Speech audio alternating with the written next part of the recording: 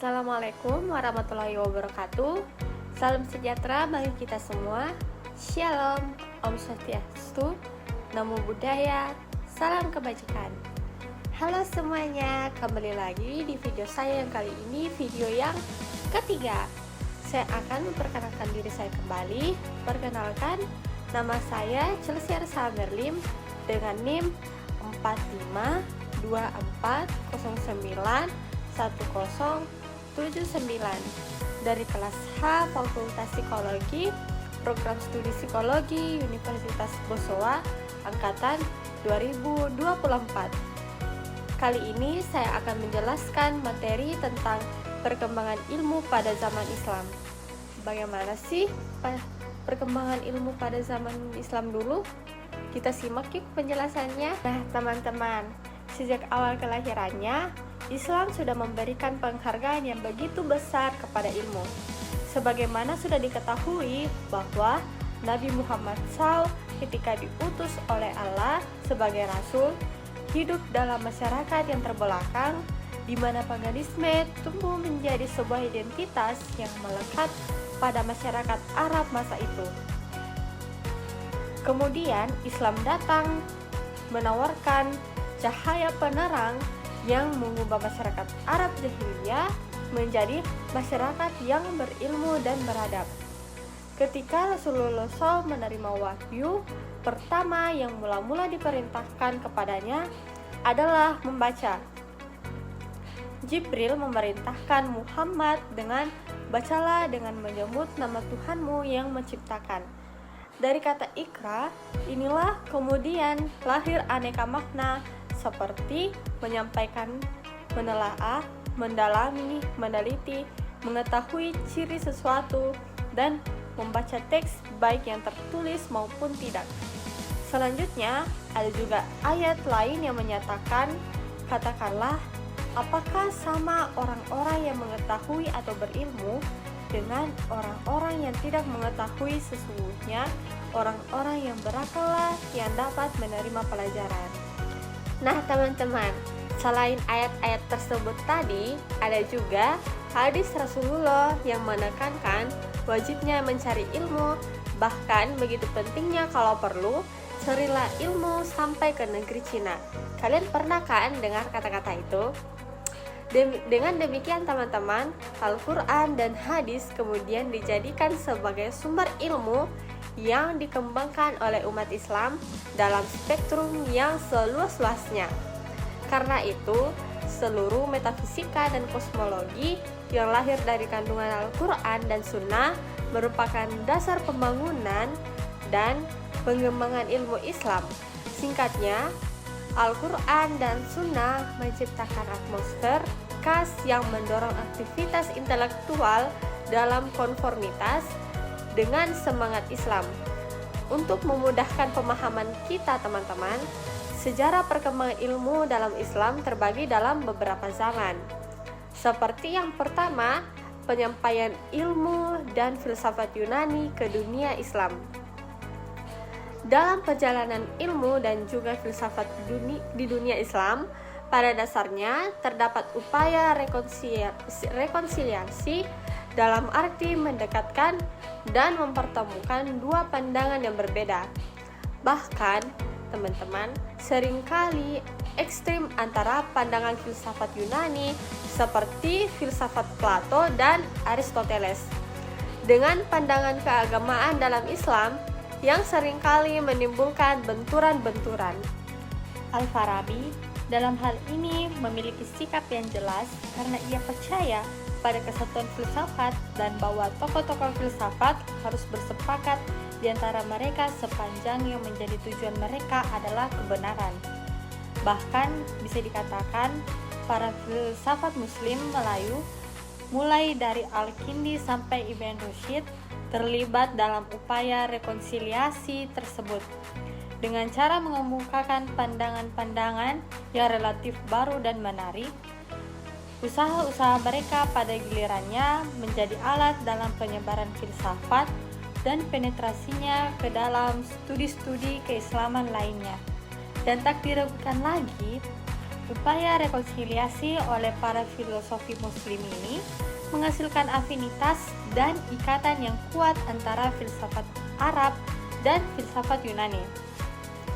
Selanjutnya teman-teman, ketika berbicara tentang proses penyampaian ilmu dan filsafat Yunani ke dunia Islam, kita harus melihat sisi lain yang juga menunjang keberhasilan Islam dalam menemukan dan mengembangkan ilmu pengetahuan.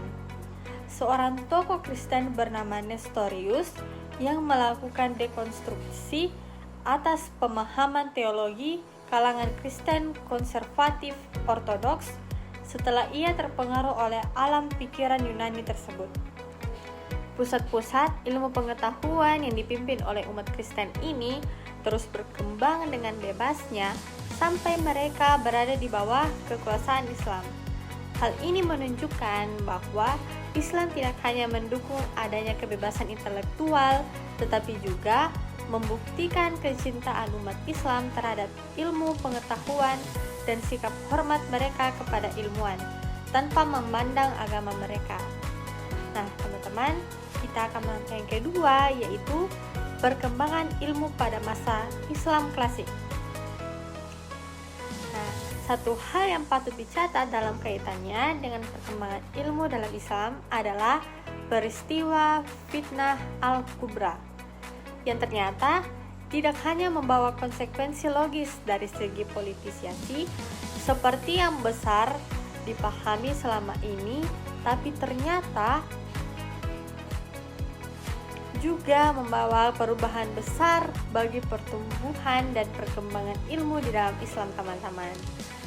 Nah, pasca terjadinya fitnah ini, fitnah Al-Kubra, muncul berbagai golongan yang memiliki aliran teologis tersendiri yang pada dasarnya berkembang karena alasan-alasan politis.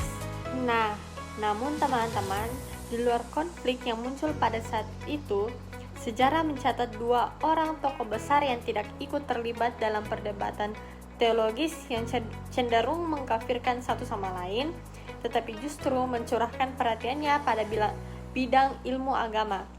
Kedua tokoh itu adalah yang pertama Abdullah ibn Umar dan Abdullah ibn Abbas, yang disebut pertama mencurahkan perhatiannya dalam bidang ilmu hadis, sementara yang disebut belakangan lebih berorientasi pada ilmu tafsir.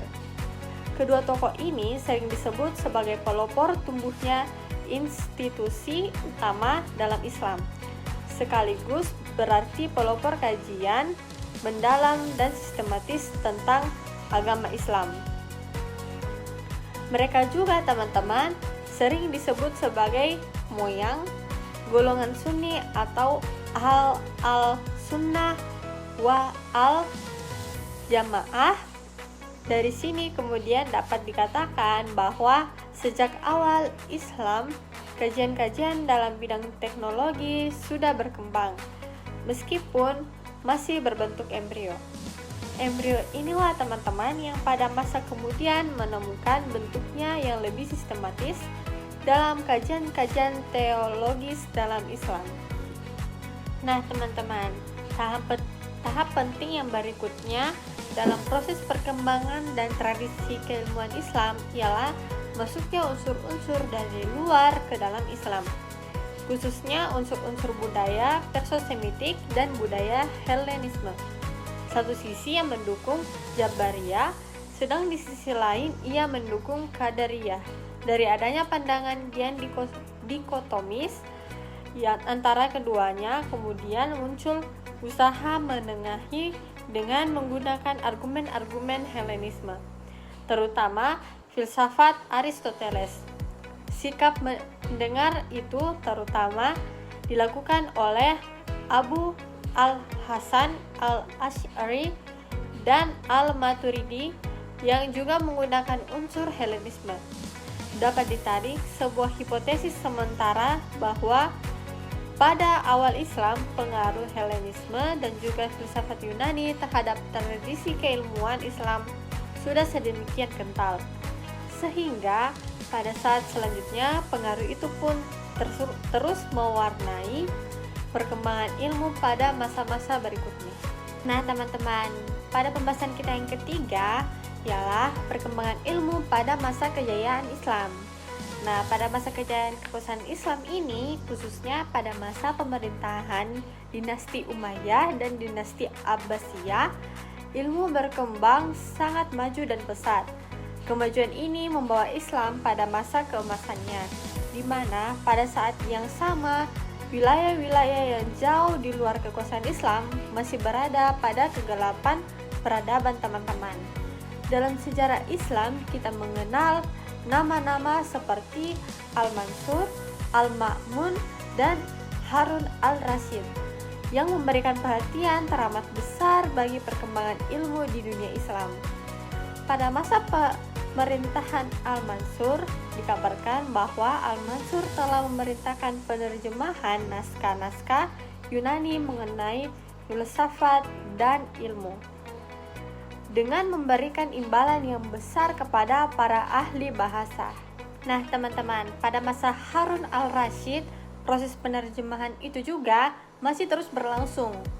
Harun memerintahkan Yuhanna ibn Masawai, seorang dokter istana, untuk menerjemahkan buku-buku kuno mengenai kedokteran.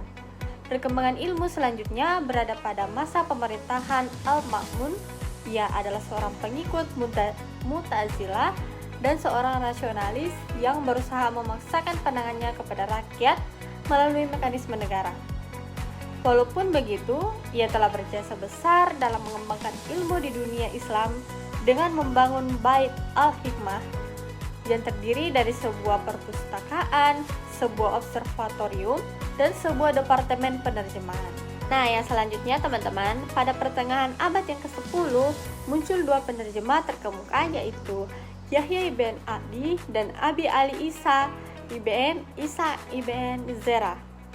Yahya banyak memperbaiki terjemahan dan menulis komentar mengenai karya-karya Aristoteles seperti kategoris, sophis, poetics, metaphysics, dan karya Plato seperti Timaeus dan Laus. Yahya juga dikenal sebagai ahli logika dan menerjemahkan The Prolegomena of Ammonius dan sebuah kata pengantar untuk Isagogenya Papirius. Selanjutnya, pada masa kejayaan ini teman-teman, terdapat juga tokoh-tokoh filsafat yang bergelut secara serius dalam kajian-kajian di luar filsafat. Hal ini bisa dipahami karena adanya kenyataan bahwa mereka menganggap ilmu-ilmu rasional sebagai bagian filsafat. Nah, salah satu bukti nyata dari ini adalah Kitab Al-Shifa, sebuah ensiklopedi filsafat Arab yang terbesar yang berisi 4 bagian. Nah, yang bagian pertama yaitu mengenai logika, yang bagian kedua tentang fisika, bagian ketiga tentang matematika, dan bagian yang keempat membahas metafisika.